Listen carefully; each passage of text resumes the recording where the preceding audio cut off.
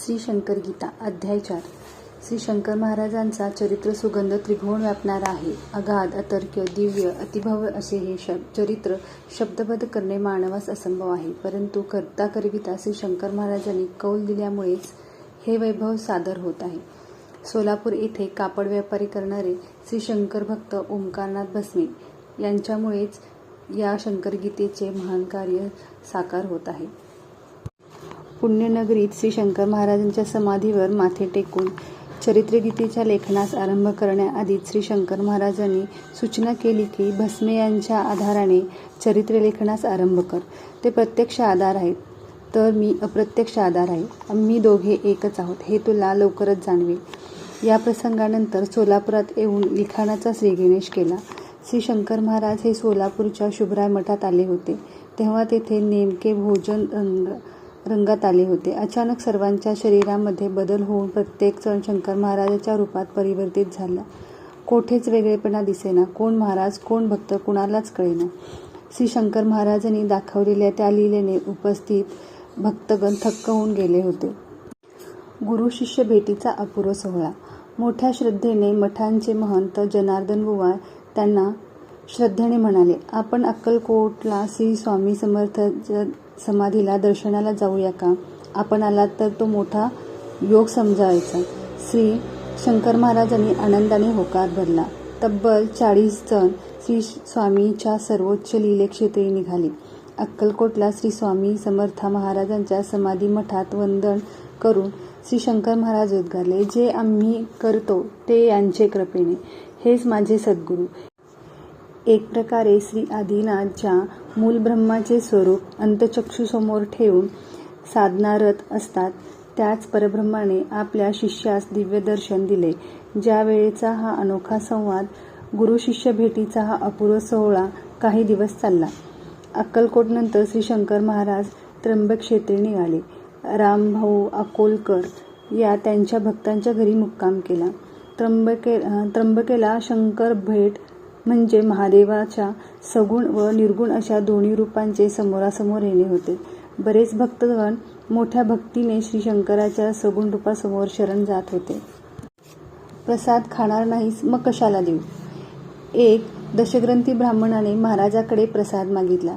त्याच्या अंतरीचा ठाव जाणून श्री शंकर महाराज म्हणाले, मी प्रसाद दिला तरी तू खाणार नाहीस, मग कशाला देऊ? तेव्हा त्या ब्राह्मणाने निश्चयपूर्वक प्रसाद भक्षण करीनच असे सांगितले. तेव्हा त्यांनी कागदाच्या पुडीमधून प्रसाद दिला. ब्राह्मणाने घरी जाऊन मोठ्या आनंदात पुडी उघडली आणि पाहतो तो काय, आतमध्ये 4 अंडी होती. आपण वैदिक भिक्षुक असतानाही महाराजांनी हे अपवित्र अभक्ष्य कसे दिले असे म्हणून गैरसमजाने त्यांनी ती पुडी उकिरड्यावर फेकली. सचेल स्नान करून निवांत बसला. एवढ्यात अकोलकर तेथे येऊन पोहोचले. अवेळी स्नान केल्याबद्दल चौकशी करताच ब्राह्मणाने प्रसादाच्या अंड्याबद्दल सांगितले. त्याचे आश्चर्य वाटून अकोलकर ब्राह्मणासमवेत पुडी पाहण्यास निघाले. त्यांनी पुडी उघडताच त्यात 4 आंबे आढळून आले. हे पाहताच ब्राह्मण अगदीच ओशाळला होऊन पश्चाताप करू लागला. नुसते वाचाळ विद्या वाचस्पती असून उपयोग काय हे त्यास कळले. एखाद्या अडाण्याला सुधारण्यापेक्षा 100 अडाण्यासमोर बसून विद्या पाजळणारा दिशाहीन असेल तर आधी त्याला सुधारावे, जेणेकरून पुढे इतरांना तो नेमके मार्गदर्शन करू शकेल. प्रत्यक्ष अल्ला भूमीवर अवतरला आहे. त्र्यंबकेश्वरामध्ये पडत मूर्खांना योग्य धडा शिकवून श्री शंकर महाराज पुण्यनगरीत दाखल झाले. पुणे येथेच मुक्काम करून जगत कल्याणाचे ब्रीद राखावे असे त्यांनी ठरवले होते. पुणे येथील लष्कर भागात तेव्हा हजरत बाबाजान नावाची विदुषी वास्तव्यास होती. ती महाराजांना सदोदित सलाम करीत असेल. प्रत्यक्ष अल्ला भूमीवर अवतरला आहे असे ती सांगत असे. तिच्या भक्तिपूर्वक आग्रहावरून श्री शंकर महाराज काही दिवस लष्कर भागात राहिले. अवघे 150 वयोमान. श्री शंकर महाराजांच्या वयोमानाची काहीच माहिती नसल्याने प्रा. बालचंद्र देव यांनी एकदा त्यांना मोठ्या औत्सुक्याने आपले वय किती असे विचारले. महाराज म्हणाले, मी 150 वर्षाचा आहे. दुसऱ्या बाजीराव पेशव्याच्या हातून शनिवारवाड्यामध्ये दक्षिणा घेतली. तेथे भोजनही केले. हे उत्तर त्यांनी 1935 साली दिले. वाघोडा येथे माझे समाधी मंदिर आहे.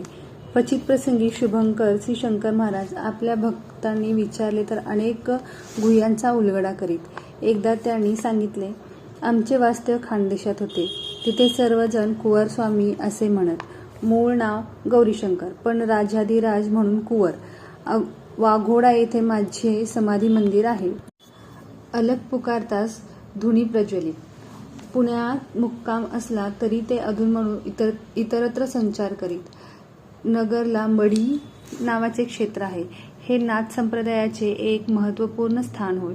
या स्थळावर बहुतेकदा महाराज जात असत. तेथे कित्येक वर्षापासून थंड पडलेली धुनी महाराजांनी अलख पुकारताच प्रज्वलित झाली. श्री शंकर महाराज हे भक्तांच्या योग्यतेनुसार जीवनक्रम सुचवित, तरी साधनेवर त्यांचा अधिक भर होता. परंपरेत ज्या उत्तम प्रथा असतील त्यांचे जरूर आचरण करावे असे ते सर्वांना सांगत. सर्व श्री शंकर दर्शनाने चकित. पुण्यामध्ये येल्लूबाई माने नावाच्या सुविख्यात प्रसिद्ध गायिका होत्या. त्या श्रीमंत घराण्यातील भाविक वृत्तीच्या साध्वी होत्या. एकदा नरसिंहवाडीत महाराजांशी या बाईंची गाठ पडली. त्यांनी बाईंना रागदारी गाण्यास सांगितले. त्यांनीही आपली सेवा श्री शंकरांप्रती रुजू केली. त्यांच्या पुण्यातील वाड्यामध्ये महाराज गेले असता त्या कुणाला तरी दुडू रांगणाऱ्या श्रीकृष्णाच्या लीला सांगत होत्या. इतक्यात श्री शंकर महाराजांनी तसे रांगावयास सुरू केले. औत्सुक्याने त्यांच्याकडे पाहू लागताच तेथे सर्वांना श्री बाळकृष्णाचे रूप दिसू लागले. येल्लूबाईसह सर्वच श्री शंकर दर्शनाने चकित झाले. परमात्मा प्रसन्न झाला तर तुमच्या उपास्य देवतेच्या रूपात सगुण साकार होतो, त्याचे हे उदाहरण होते. श्रीपाद श्री वल्लभ दर्शन. सोलापूरच्या शुभराय मठात बाबा जक्कल या श्री दत्तप्रभूंच्या भक्ताला श्री शंकर महाराजांमध्ये श्रीपाद श्री वल्लभ दर्शन झाले. प्रत्यक्ष श्रीहरी पांडुरंग प्रकटले. पुण्यात महिंद्रे राजघराणे प्रसिद्ध आहे. यांच्या वाड्यात श्री शंकर महाराज जात असत. सदर महिंद्रेच्या तरुण सुविद्य पत्नी ताईसाहेब कार्तिक एकादशीच्या दिवशी कीर्तन करीत होत्या. सुंदर ते ध्यान हा अभंग त्या आळवू लागल्या. तेव्हा श्री शंकर महाराज बालगंधर्वासह तिथे दाखल झाले. ताईसाहेब श्री पांडुरंगाचे ध्यान भक्तिरसाने आळवून शब्द ब्रह्मरूपात साकारत होत्या. त्यांना दाद देत स्वतः बालगंधर्व म्हणाले, आता फक्त पांडुरंगाचे दर्शन तेवढे बाकी आहे. असे म्हणताच बाजूला असलेले श्री शंकर महाराज कमरेवर हात ठेवून उभे राहिले. उपस्थित श्रोतावर्ग सहज भावाने त्यांच्याकडे पाहता पाहता अचानक स्तंभितच होऊन गेला. कारण रूप पालटून तेथे प्रत्यक्ष श्रीहरी पांडुरंग प्रकटले होते. सर्व उपस्थित धन्य झाले होते. महाराजांची बालगंधर्वावर पूर्ण कृपा. कुणासही वाचून आश्चर्य वाटेल, पण हे सत्य आहे की गंधर्व नाटक मंडळीच्या कार्यक्रमांना जाऊन महाराज अनेकदा पडदे उडीत. असेच एकदा ते नाटकास गेले असताना त्यांच्या लक्षात आले की बालगंधर्वाचा आवाज बसला आहे. तुडुंब गर्दी स्वर्गीय गायनाच्या कानात साठवून घेण्यासाठी आतुर झाली होती. गंधर्वाच्या गळा बसल्याने जाणीव प्रेक्षकांना ऐनवेळी दिली तरी गडबड उद्भवली असती. कुणास काही सुचेना. गंधर्वांनी काही औषधी घेतली तरी गुण येईना. देवांना नवस केले पण फरक पडेना. तेवढ्यात श्री शंकर महाराज गंधर्वाजवळ गेले व त्यांनी आपल्या मुखातील विडा तसाच काढून त्यांच्या तोंडात घातला. महाराजांचा प्रसाद समजून मोठ्या श्रद्धेने त्यांनी तो भक्षण केला. मात्र त्यांचा आवाज तात्काळ मोकळा झाला. त्या दिवशीच्या कार्यक्रमाला मग गंधर्वांनी मोठीच बहार आणली. श्री शंकर महाराजांनी बालगंधर्वावर पूर्ण कृपा होती. महाराज त्यांची पाठराखणही करीत असत. तसे उदाहरणही देता येईल. एकदा बालगंधर्व आपल्या सहकार्यासह गाणगापूरला श्री दत्तभूमीच्या चरणपादुका दर्शनार्थ गेले होते. दर्शनादी कार्यक्रम आटपून संध्याकाळी स्टेशनवर परतले असताना त्यांना कळले की गाडी दुसऱ्या दिवशी आहे. एकतर सर्वजण उपाशी होते. जवळपास कुठे हॉटेलही नव्हते. भुकेने व्याकुळ असूनही तेथेच पेंगुळण्यापलीकडे कोणाकडे काही मार्ग उरला नव्हता. अशातच एकाने मध्यरात्री पुकारले, उपाशी का झोपता? गरम पुरी भाजी तयार पुढे तसे कुणी गाढ झोपलेच नव्हते. उपाशी पोटी कसली आली आहे झोप. सर्वजण लगबगीने पुरी भाजी खावयास धावले. पोटभर खाऊन झाल्यावर बिल किती झाले असे विचारताच हॉटेलवाला म्हणाला, आता काही घाई नाही, बिल उद्या आणून द्या. सर्वजण चकित होऊन म्हणू लागले की मघाशी येथे हॉटेल दिसले नव्हते. अचानक ही वास्तू कशी तयार झाली. हॉटेल मालकही कुठेतरी निघून गेला. नंतर चकित झालेले सर्वजण शीण आल्याने निवांत पहुडले. सकाळी उठून पाहतात तो काय, ते रात्रीचे हॉटेल कुठेच दृष्टीस पडेना. या तर्कलीलेने थक्क होऊन सगळेजण गाडीने सोलापूरला निघाले. श्री शंकर महाराज तेव्हा सोलापूरमध्ये असल्याचे कळल्याने सर्वजण त्यांच्या दर्शनास गेले. तेव्हा महाराजांनी अचानक रात्रीच्या पुरी भाजीचे बिल द्या ना असे फरमावले. तेव्हा सर्वांसमोर रात्रीच्या हॉटेलविषयीचे रहस्य उघडले. गंधर्व म्हणाले, बिल किती द्यावे. महाराज म्हणाले, आम्ही मागू ते देणार का, ते सांगा आधी. गंधर्व म्हणाले, जरूर देईन महाराज. महाराज म्हणाले, प्रति गुरुवार शास्त्रोक्त संगीत भजन करावे. त्याप्रमाणे गंधर्वाने हा नेम पुढे चालविला. प्रत्यक्ष शिवरूप.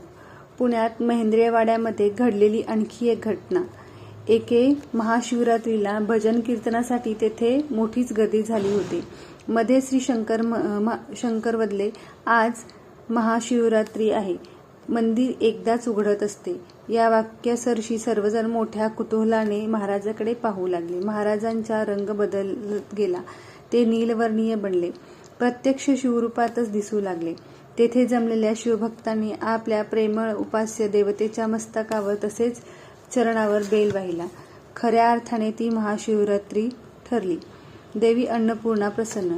देवी अन्नपूर्णा ही शंकर महाराजावर पूर्ण प्रसन्न होती.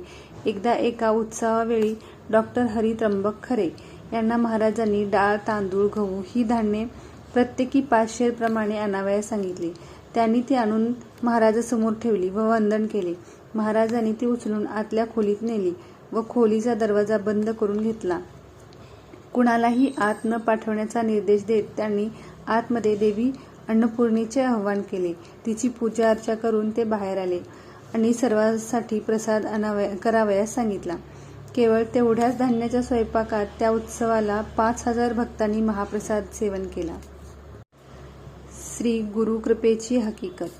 अपूर्व अशा या शंकरलीला पाहिल्यावर यांचे सद्गुरू किती ताकदवर असतील याची कल्पनाही करता येणे शक्य नव्हते.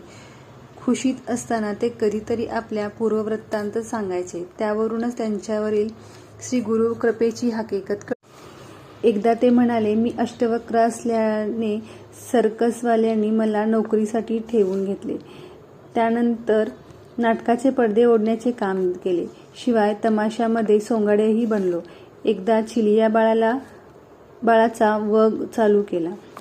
चिलियाचे मुंडके उडवण्याची आज्ञा शंकराने केली. मी खरोखरच त्या बाळाचे मुंडके उडविले. तेव्हा सर्वत्र खळबळ माजली. मी पोराचा खून केला म्हणून मला पकडण्यात आले. मला पोलिसांच्या ताब्यात देण्यात आले. शंकरांची आज्ञा मी पाळली. यात माझे काय चुकले. मी माझ्या सद्गुरूचे स्मरण करू लागलो. त्याबरोबर तत्काळ स्वामी आले.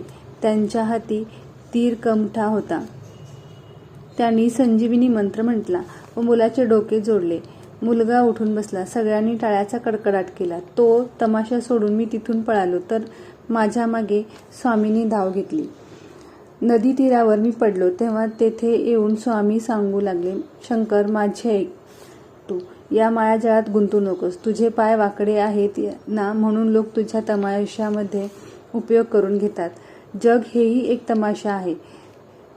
त्यामधील दिखावा सत्य उघड करणे हे तुझे कार्य आहे. यासाठीच तुझा अवतार आहे. अष्टवक्र कसे झालो. आपण अष्टवक्र कसे झालो याविषयी श्री शंकर महाराज म्हणाले, माझे वृद्ध मातापिता मला पंढरीत घेऊन जात असताना प्लेगच्या बाधेने 4 गोळे अंगावर उठले. तेव्हा सारेजण घाबरले. मी स्वामीचे स्मरण केले. लगेच स्वामी धावून आले. त्यांनी हाती सुदर्शन चक्र धारण केले व 4ही गोळे कापून काढले. त्यामुळे 8 ठिकाणी मी वाकलो, अष्टवक्र बनलो. आईच्या जागी महाराजांचे दर्शन. एकदा श्री शंकर महाराजांच्या मनात तुळजापूरला जायचे विचार आले. तेथे सर्वजण पोहोचले तेव्हा भवानीच्या मंदिरात प्रचंड गर्दी उसळलेली होती. उभे कोठे राहायचे हा सर्वांसमोर प्रश्न होता. महाराज स्वतः मंदिरालगतच्या ओवरीवर मध्ये थांबले. काही वेळाने महाराजांना मंदिरात जाण्याकरता उठावयास सांगितले. तेव्हा महाराज म्हणाले, देवी काय फक्त मंदिरातच आहे? ती इथे नाही काय? इथेच घ्या दर्शन. एवढे सांगून ते ध्यानस्थ बसले. नवलाई म्हणजे आई तुळजाभवानी श्री शंकर महाराजांमध्ये दिसू लागली, तर गाभाऱ्यात आईच्या जागी महाराजांचे दर्शन होऊ लागले. शंकरलीला खरोखरच अद्भुत होय. हेच खरे.